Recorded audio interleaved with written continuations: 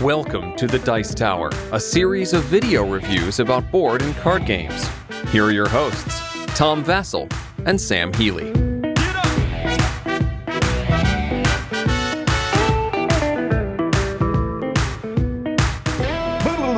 I'm Tom Vassell. Oh, I'm Z Garcia. Hi, I'm perfectly normal and not insane. Hi, Sam Healy. Today we're taking a look at Mountains of Madness, which in my opinion has one of the coolest covers of a board game ever. It's very nice. It's a really beautiful cover. This game is from Rob Daviau and Miguel Coimbra? Coimbra. I think so. From Yellow Games. Of course, we know that the production is amazing from Yellow Games. Those stuff always looks good. I didn't know anything about this except I knew it was based on one of the short stories in the Cthulhu universe, Mountains of Madness, and it was a cooperative game. And let's see what the game is like.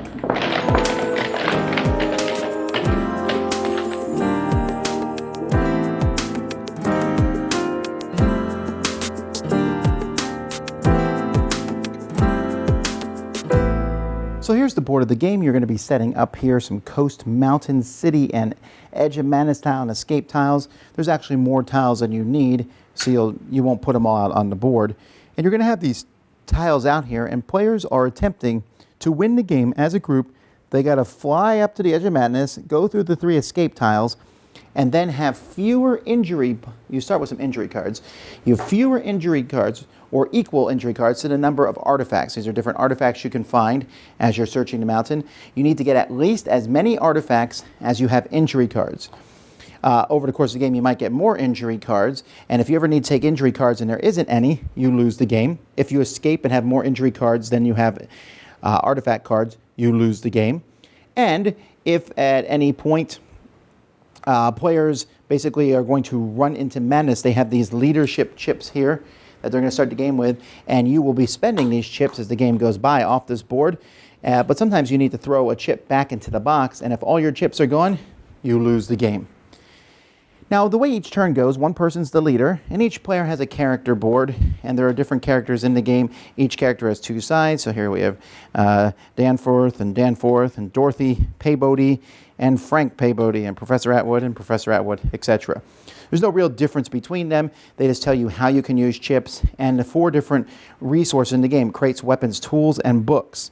These are going to be used in an equipment deck that has cards from 2 to 6 in these different types. Now, on a player's turn, the leader decides which coast they'll start here at the bottom. After they pick that, you're going to be able just to go to adjacent tiles. Everyone can give information and advice, but the leader decides where to go. Once they go there, you're going to be turning over a 30-second timer and revealing the tile. This tile is going to show some tests that you need to do. And in fact, if you ever move to a place without a tile, the tests are written on the board. So here we have 2 tests, a tool test and a book test. We need a 7 to 8 and an 8 to 10. So everyone simultaneously is looking at their hand of cards, usually a 4 hand of cards, and I'll say, hey, guys, I can do the book test by myself. And someone else might say, well, I have a 4 card for the tools, and you're not allowed to show each other cards, but you'll discuss back and forth. Now, in the time I've taken to tell you this, the time has run out, in which case you're in trouble. But players can also play cards here to this dog sled board, but as soon as someone plays a card there, no one can talk anymore. So you play the cards there, and you reveal the cards. So let's say these are the cards that are played there. This gun means nothing, so that's gone. We have 9 books, so we passed this test, but we did not pass this test at all. Now, when we pass this, if we pass at least 1 test, we get the reward in the card. This is specimen B. This is one of the artifacts. When you get an artifact, whoever the leader is, will now no longer be able to do one of the actions on their board. And in fact, in a little bit of thematic coolness, they will basically just put a little tile over it. You can't read it. You can no longer do that. But sometimes it will have other things that you cannot do during the leader, kind of a construct. And also when you get this card, you draw a madness card. Let's pause here and talk about madness. There are 3 levels of madness cards, 1, 2, and 3. Some players will start the game with madness cards depending on the number of players. When you have a level 1 madness, during the time that you are discussing who's going to play what cards, you have to follow your madness cards, but you can't tell other players what it is. So like this one here, you have to raise your hand and wait till someone calls on you before talking. Here, you always have to check under the table before playing any cards. You got some cards you can write yourself. You can only hold one card at a time. You fill in the silences in your speech with You can't ever be quiet. You hold your cards above your head. You yell when speaking, etc., etc. So you have all these kind of weird things that you have. However, if you have a level 1 madness card and you need to take a madness card again for whatever reason, you will go to level 2. These are much more difficult. When someone says crate, I shout and then stay quiet until the end of the sand timer. I will only use one finger as a mustache and will only communicate with others who have a finger mustache. When someone says tool, I shout and stay quiet. The person to my right is the only person in the world I see and hear and interact only with them. I face away from the table and only turn back around to play cards. So these are more of a pain in the neck. But they get worse. There's a level 3 madness. Once you get to level 3 madness, you can't go anymore. Here you count off the words you say. Every time I say a number, someone says a number, you say the following number. I do not use verbs. I can never say the type of cards that I say thing. I have 3 things.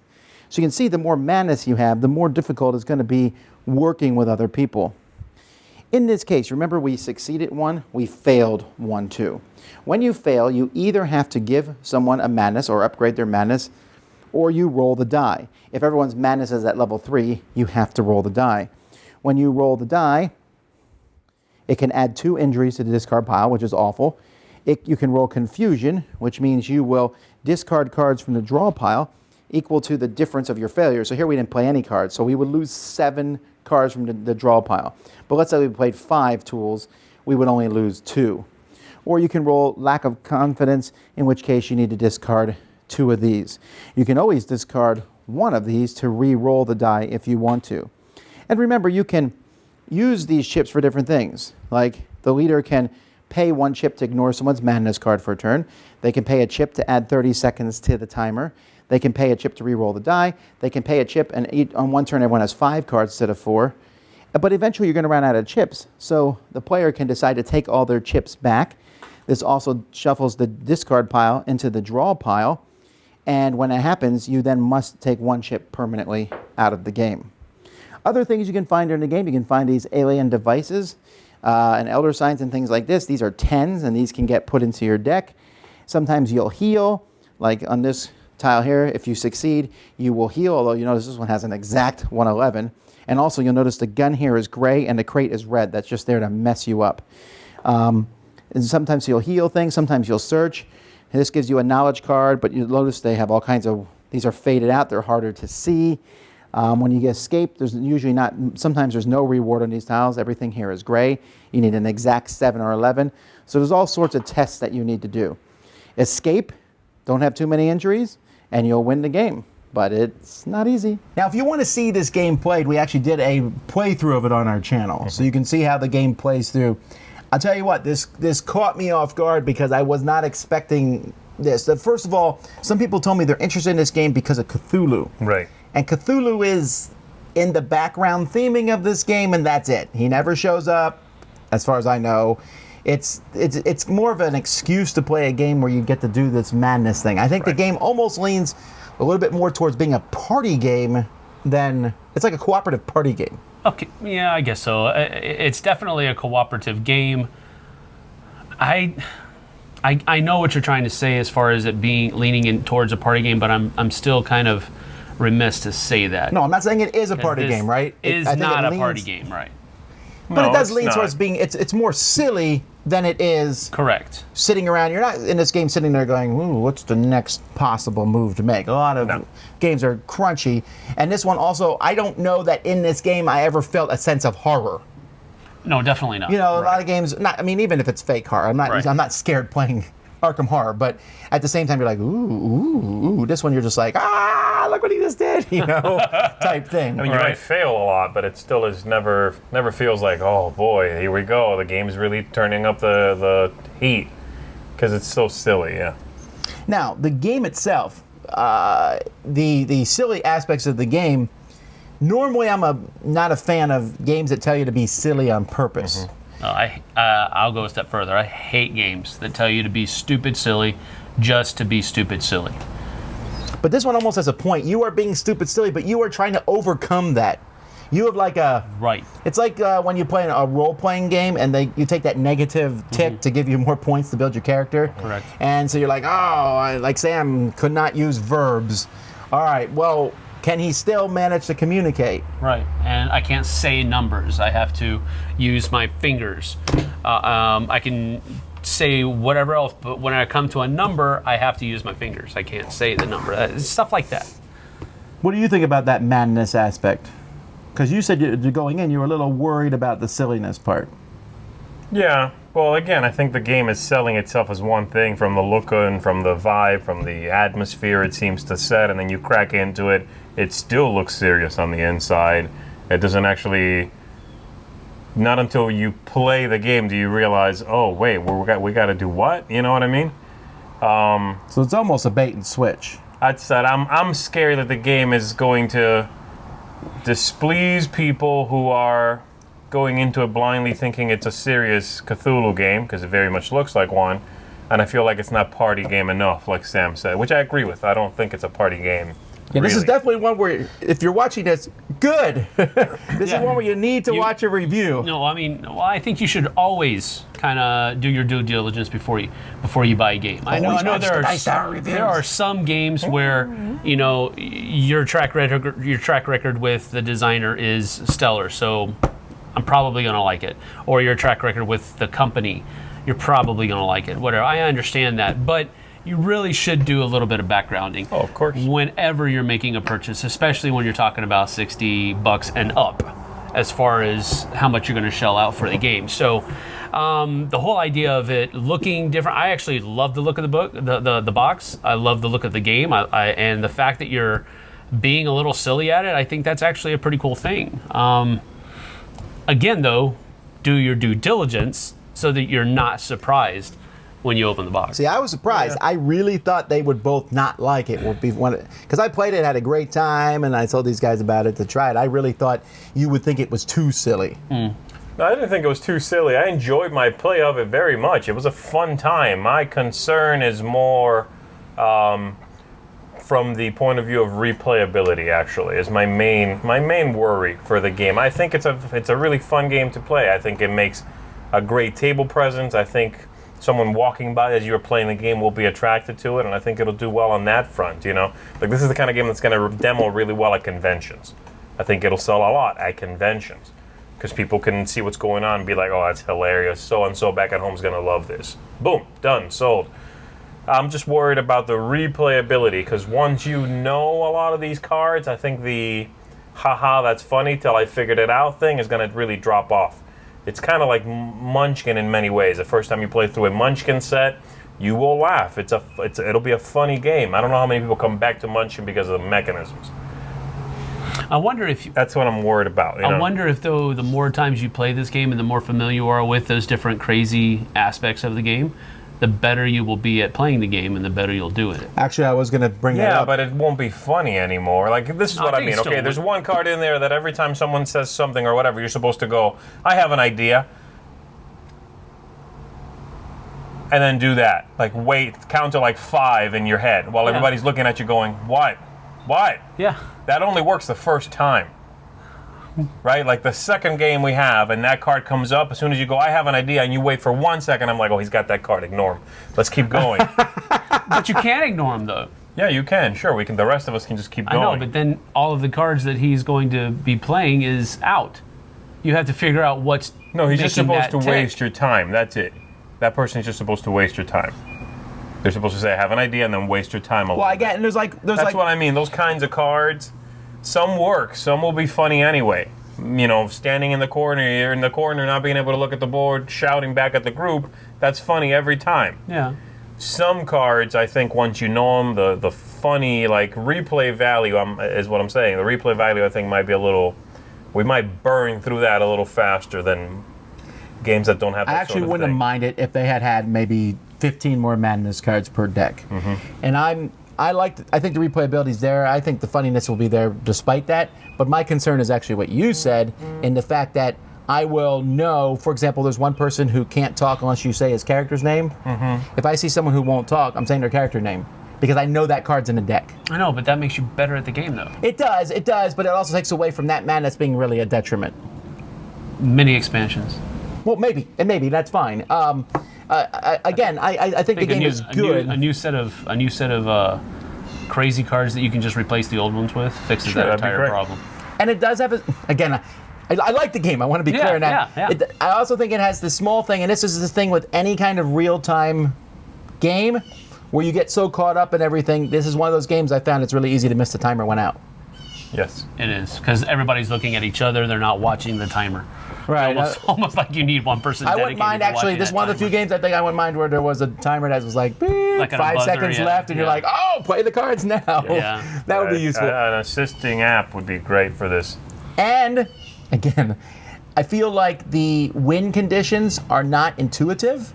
It's a little weird to say you need as many artifacts in the deck as you have wounds at the end of the game. Right.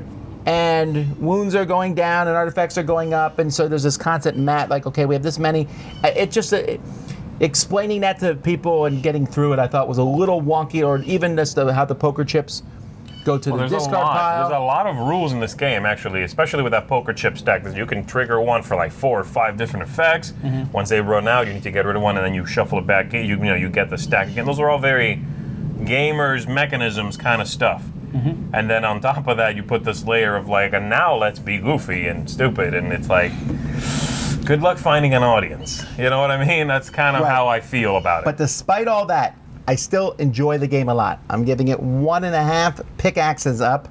I think that the humor of the game makes up for everything else. I really enjoy it because it's humor with a purpose, and I'm on board with that. I am trying to get this done, and there's not too much. It's not changing. At first, I was like, man, I wish these madness cards changed every turn. You know, you got new ones, but it's good just having the same madness with 3 different ones over the course of the game. Right. That keeps the game from being too insane, and you're learning to work with people's madnesses, Right. and sometimes canceling them. So I think the whole thing comes together. It's definitely a funny game to watch. Again, you can go watch your live playthrough. I think it's entertaining to people. When we were playing, when you guys weren't there, when I was playing with other people came by and were watching. What are you guys doing? You know, and there's a lot of yelling and screaming. And the game, and it's fast. It is not a long game. I think these are all positive things, and it's also a cooperative game that feels different. Yes. So all that for me outweighs any negatives I've said. So 1.5 pickaxes up. Okay. Go ahead. I'm gonna give it half of a snowball up. I thought the game, I definitely had a really good time playing it. I don't know if, like, I feel like a lot of me enjoying playing the game is because I'm playing with these guys, it's goofy, it's silly, but the more I go back to it, is the central mechanism of throwing cards in a pile and then seeing if there's enough there doesn't captivate me, and you do that a lot. It's like really the only mechanism that is, everything else supports that, throwing stuff in a pile and then counting it. And then, again, I just find the game's replayability is going to taper off considerably very soon. So, yeah, I think it's my favorite thing about the whole thing is the look. And the look doesn't even match the feel of the game very much. So, yeah, I'm going to give it half of a snowball up, which is like... All right, your turn. And it's... I don't even know what half a snowball is. melting right Melting, now. it's really... It had begun at one, He but puts melts stones quick. in the middle of his ice ball, his no, snowball. nobody should do that, man. Ice balls, now those are fun to play with. No, they What's hurt your rating? people. They hurt people. My rating is going to be 1.5 pillars of light on the front of the box up. And the reason I'm going to do that is because this is one of those games I really What are you didn't doing? expect.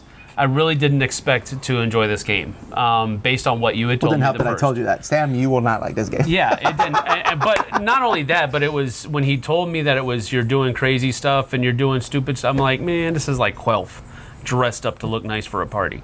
That's all it is. But it's not, because it's not this random stupidity. I mean, it's random stupidity, but it has a reason behind it, and it has you have to work through it. It's not just an annoyance, which is how I feel this stuff would be in a game like Quelf or whatever. It's just annoying that people are doing these things. Here, it just doesn't have that feel. I like the fact that it is a kind of a mashup between a serious cooperative game and a goofy party game.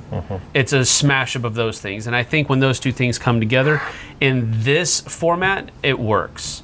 I think if somebody else would have tried to do it, it would have fell flat. It is a tightrope, I think, for sure. Well, that is Mountains of Madness. Until next time, I'm Tom Vassal. I'm Z Garcia. I'm done. I figured Sam would pick it up, but he didn't. I'm Sam Healy. Color Matter. Thanks for watching our review today. For more information about board games, as well as the #1 board game audio podcast, check out Dicetower.com for reviews, interviews, and more. I'm Eric Summerer, and you've been watching The Dice Tower.